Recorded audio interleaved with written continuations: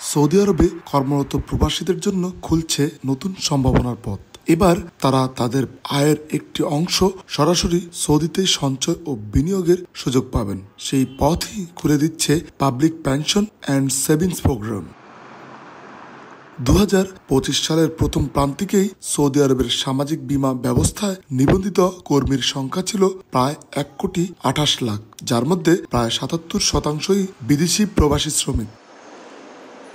নতুন এই কর্মসূচিকে অর্থনীতির জন্য ইতিবাচক বলে মনে করেন সৌদি আরবের অর্থনীতিবিদরা। তাদের মতে এটি যেমন প্রবাসীদের ব্যক্তিগত সঞ্চয় বাড়াবে, তেমনি দেশের আর্থিক ব্যবস্থাও আরও স্থিতিশীল হবে। একই সঙ্গে IMF বলছে এই উদ্যোগের ফলে সৌদি আরবের অভ্যন্তরীণ সঞ্চয় বাড়বে এবং দেশের বাইরে অর্থ পাঠানোর প্রবণতা কিছুটা কমবে।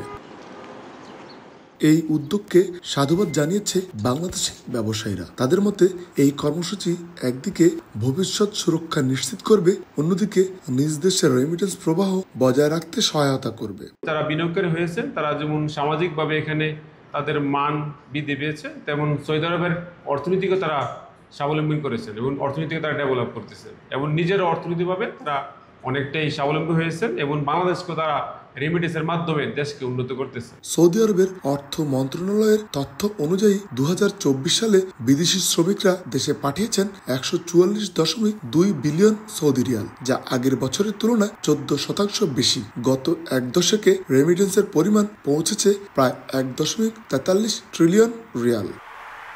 আরিফুর রহমান, সময় সংবাদ, সৌদি আরব।